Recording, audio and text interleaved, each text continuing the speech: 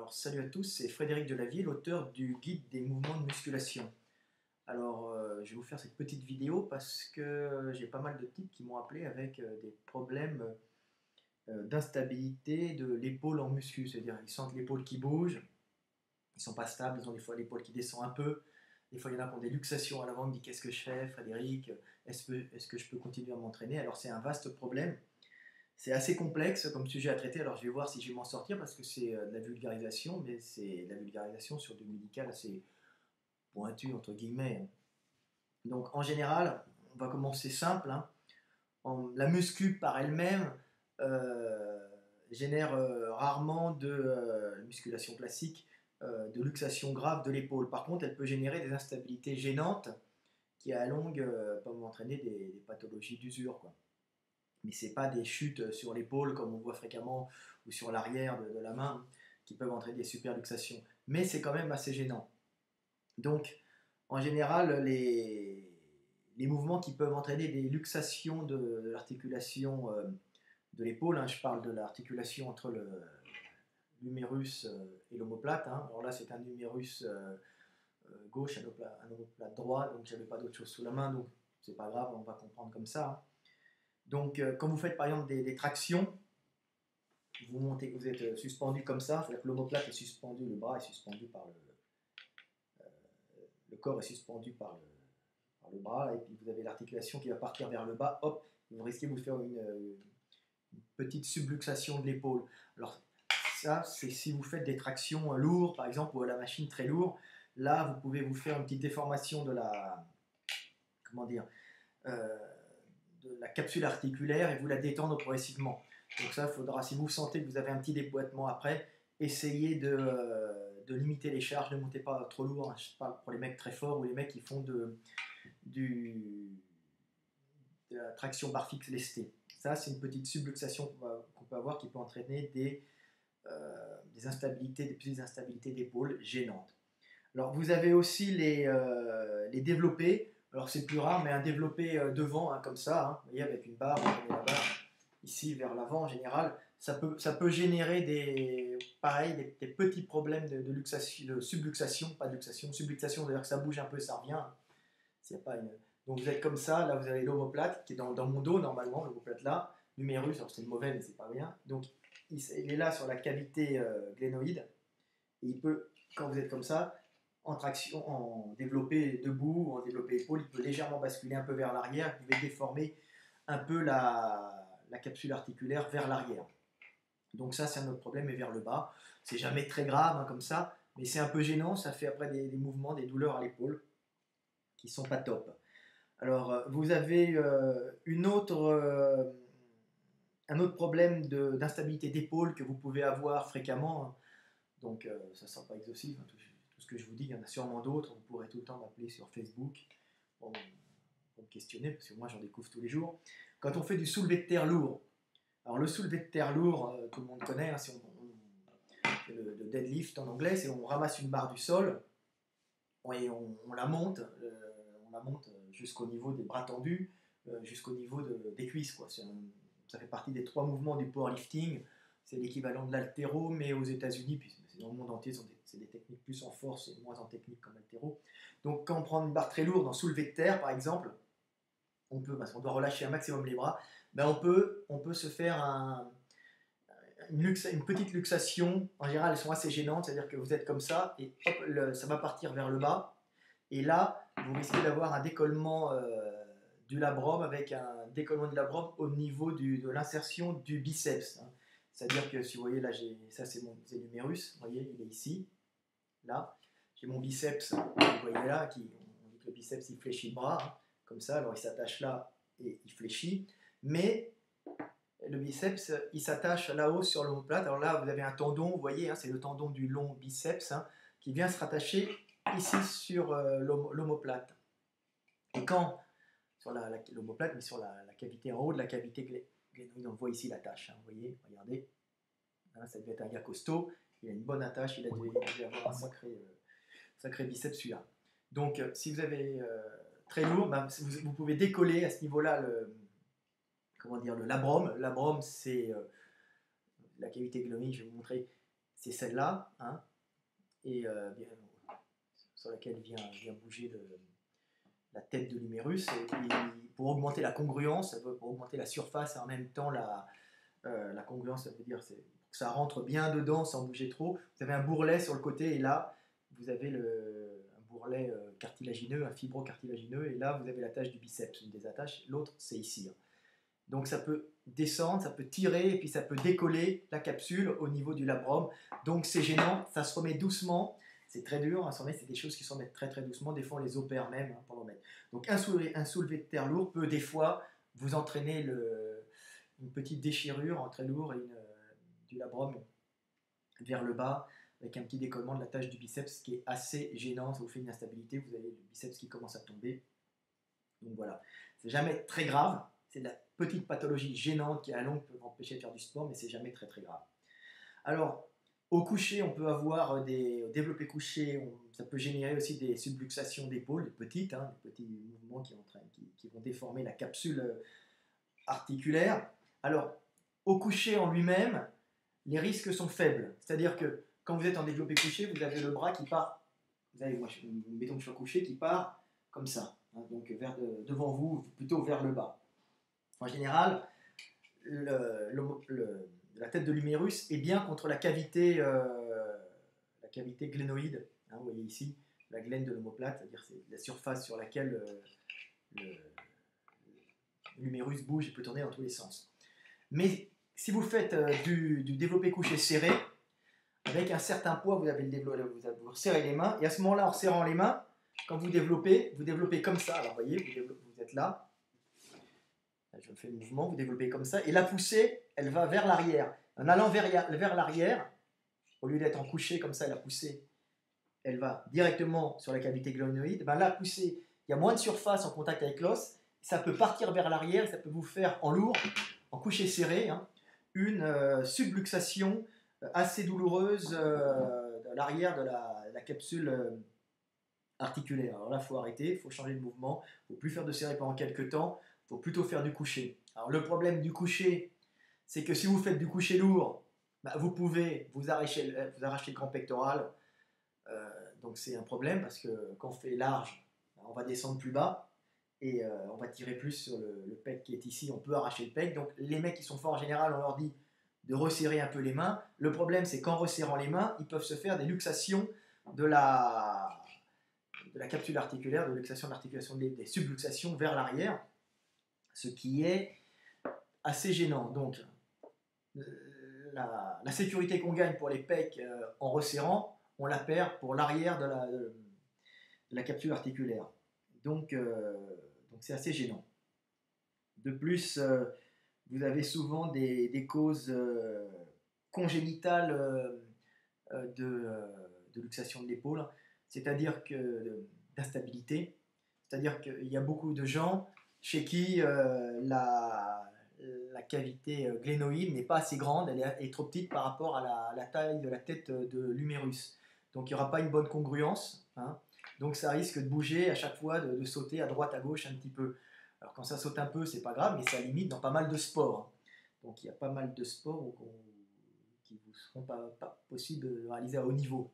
C'est un problème, hein. Pareil dans les lancers, vous voulez lancer, hop, le bras va partir en arrière et risque de se luxer. En handball par exemple, en javelot.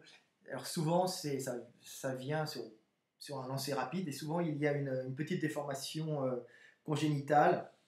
Ça peut être une déformation au niveau du labrum, donc le bourrelet qui est normalement autour, hein, pour augmenter la congruence, pour augmenter l'adhésion, hein, de la capsule. Il peut y avoir aussi une hyperlaxité, hein, hyperlaxité ligamentaire, donc il va vous poser des problèmes. Alors des fois ça peut être cumulé avec alors souvent les problèmes sont cumulés, hein, quand vous avez d'accident, avec une cavité glénoïde trop petite, hein.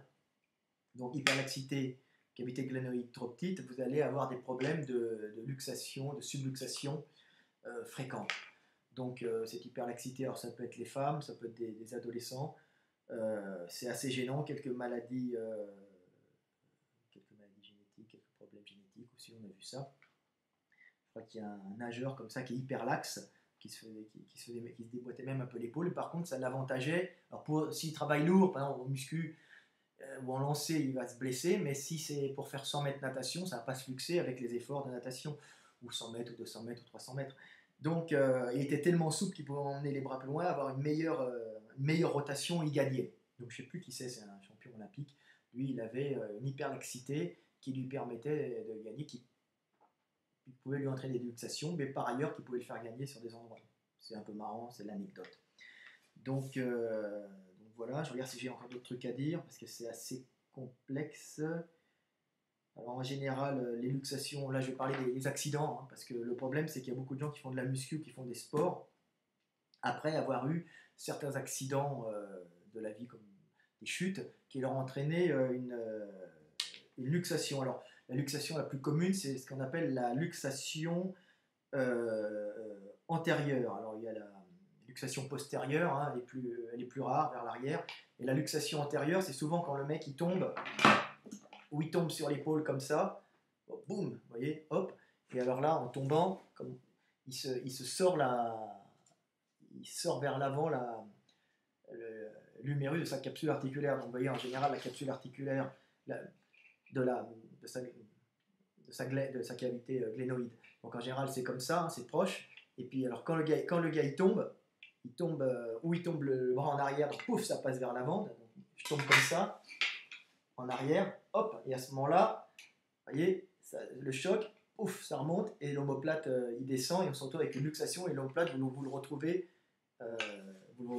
vers l'avant, donc l'omoplate vers l'arrière, vous le retrouvez avec l'humérus vers l'avant, le bras complètement pendant, et là, vous ne pouvez plus bouger. Alors, il faut le remettre très vite, alors en général, il faut directement aller à l'hosto, hein, c'est un médecin qui vous le remet, parce que ça peut entraîner des lésions.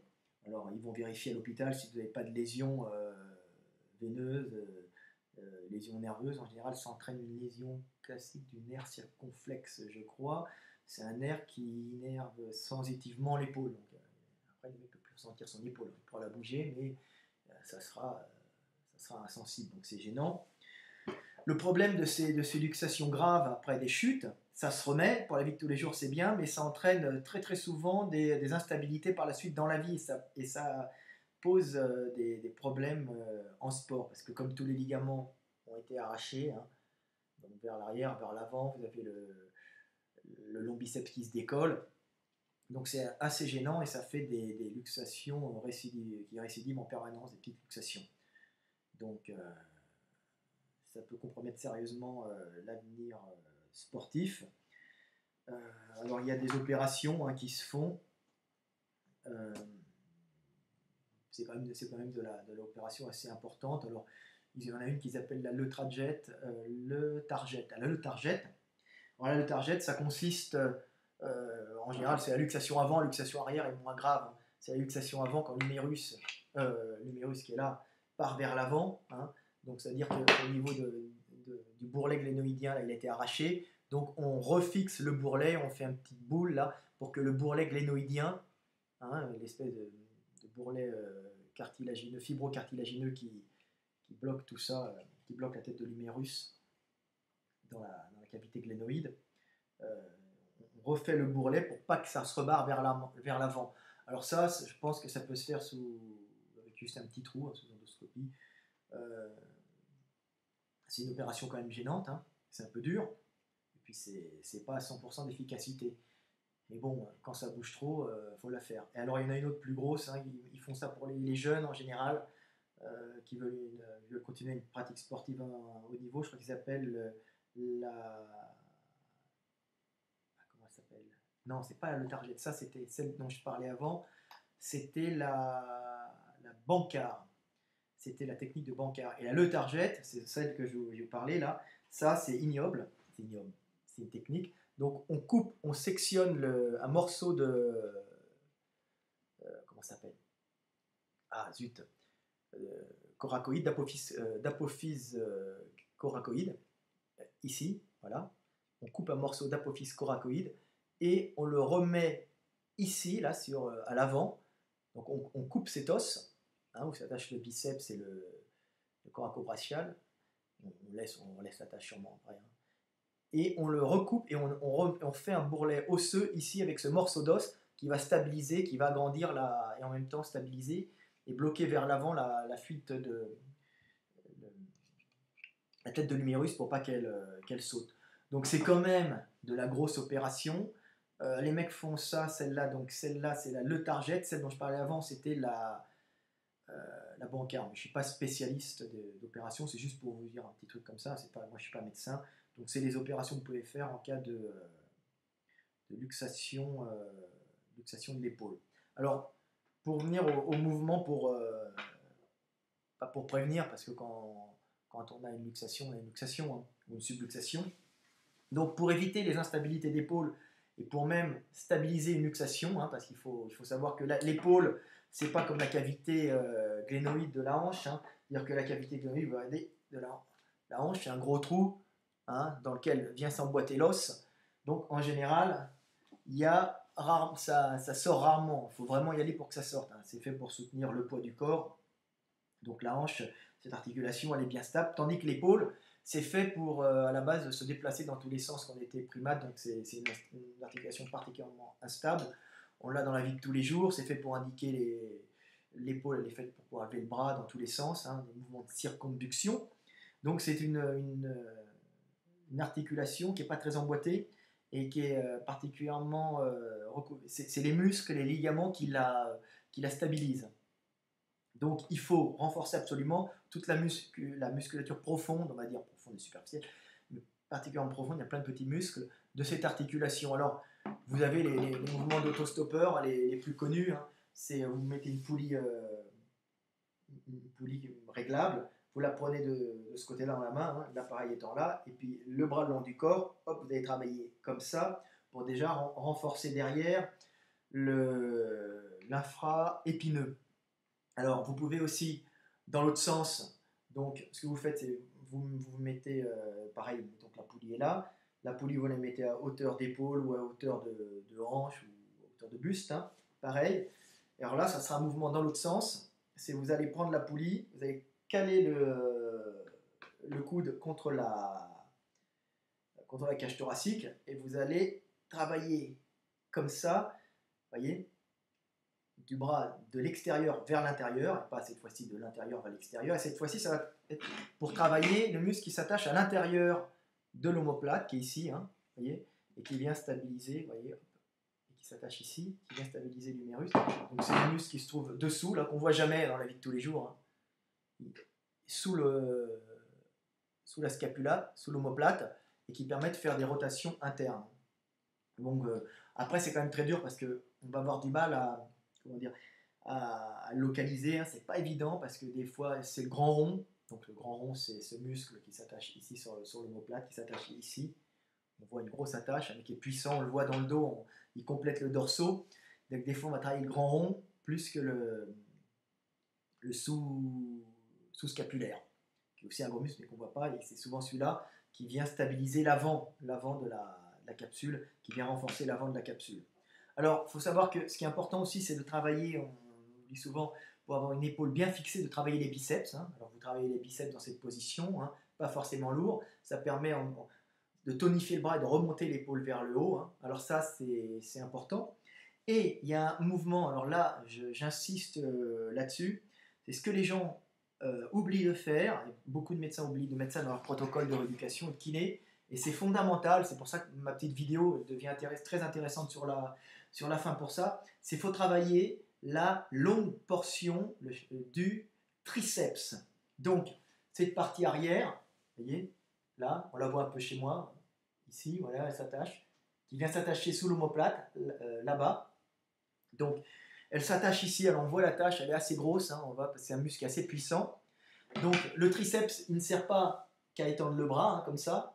Donc ça, c'est la fonction, les gens pensent que c'est la fonction du triceps principal, mais le triceps, il sert en complément des dorsaux qui sont là, aussi à rabaisser le bras, et il sert aussi en traction, hein. Donc c'est pour ça que vous voyez par exemple les gorilles ont une très grosse longue portion de triceps, parce que quand ils grimpent aux arbres, il y a le grand dorsal, le grand rond, et le triceps qui est énorme, qui vient aider. Donc ce muscle à l'arrière, vous voyez chez moi là, c'est le muscle qui va monter très haut, voyez, on le voit très haut, là-haut, sur l'omoplate. Chez moi, il est développé, ça dépend des gens, il y a des gens plus ou moins. Alors celui-là, il faut le bosser à fond parce qu'il va bien vous stabiliser l'humérus sur la cavité glénoïde. En vous rapprochant le bras, c'est un muscle très puissant et ça va empêcher le bras d'avoir des petites luxations, même ça va le protéger en cas de grosse luxation aussi, hein, parce que c'est un muscle très puissant qui maintient bien le bras contre la cavité glénoïde. Donc vous travaillez à la poulie haute sur une barre à traction, hein, et vous vous éloignez un peu et vous faites ce mouvement-là, bras tendu, penchez un peu en avant, et donc comme ça. Donc on dit que ça c'est la barre, hein. On prend comme ça, on fait vers l'avant, en ramenant bien sur les cuisses, debout. Donc comme ça, hein. C'est tirage bras tendu à la poulie haute. Alors ça c'est excellent et ça va vous permettre de vous stabiliser l'épaule. Alors quand vous avez un grave accident, vous avez eu un grave accident, ça va stabiliser un peu.